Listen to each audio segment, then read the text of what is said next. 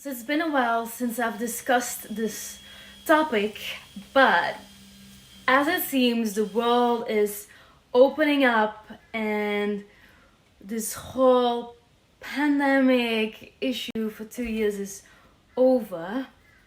I don't want to touch this topic again because it's not over. I'm in the well-being space and corporate wellness, and there's a lot happening right now that you may not know about. But right now, all over the world, countries are giving their power about humans that have power about their bodies, about quarantining. They're giving that to one single organization. This means that one organization can go explore and create and play around trying to create all these chemicals. They can label it. They can commercialize solutions for a problem they have all rights to play around with. And that countries have no more say. So in the last 2 years, when every country, every city, every province had their own rules about lockdowns, about quarantines, it's gonna become one global organization who can just put down the world. And if that would work, that's a good thing, right? Yeah, we're organized, we're structured, we're gonna take care of each other. But it's only a good thing if the system actually works. And then I ask myself, if there is so much proof, science, articles, if millions of people are willing to quit their jobs in all kinds of industries that are supposed to be providing these solutions, if people are willing to risk their jobs, their livelihoods, the safety of their families by speaking up, and this isn't one or two or three, this is millions of people around the world, even more. Just in the US, 4 million people each month last year quit their jobs. And this has been going on for years. So what can you do? I invite you, whatever your belief system is in health and well-being, to start seeing the medical industry, whether it's public or private, as a private industry, which means you're talking to salespeople. When you're talking to a doctor, a health practitioner, anyone who's providing you health advice, do you agree with the problem? Is the problem real? You have this, you have that, a label put on you. What does your body tell you? Do you accept the problem? And will you make it part of your identity? Number one.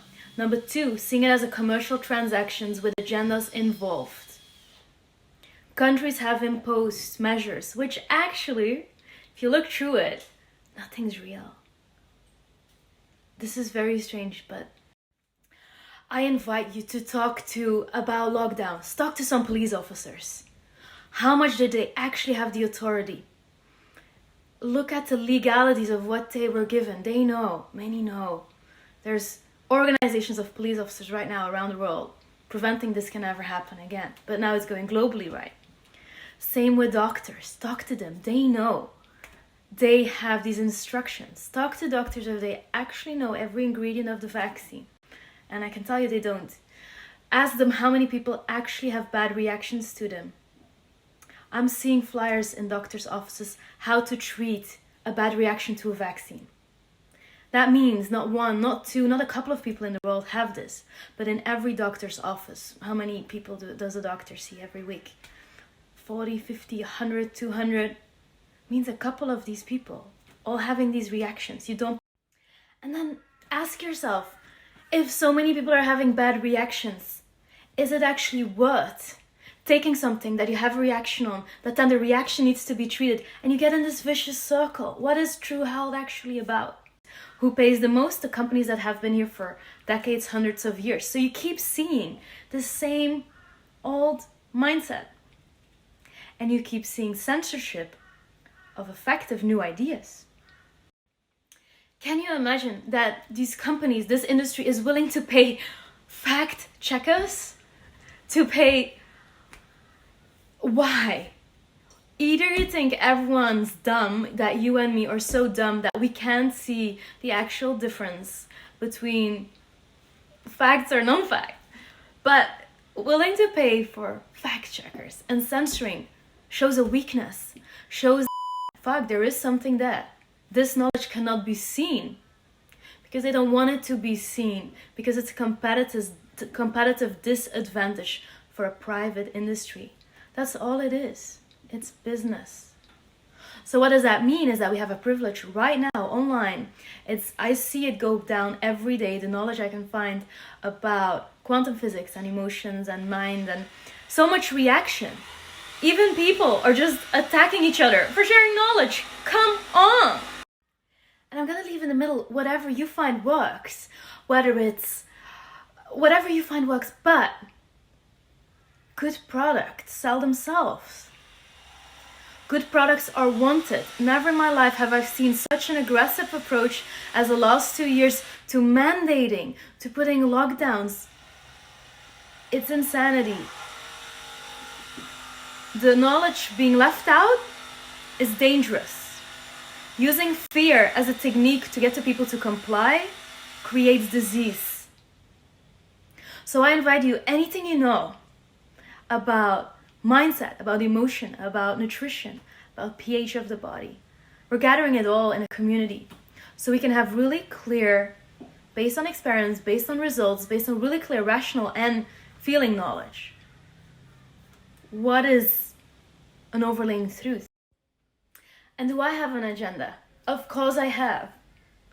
I am CEO and founder of a private business. Our business thrives on results. And what are these results? Our network, our consultants, our apps. We get paid. We get hired if we see there's less disease. So that means we have a financial incentive to make sure there's less disease, that less people get sick. It's a pretty good incentive, isn't it?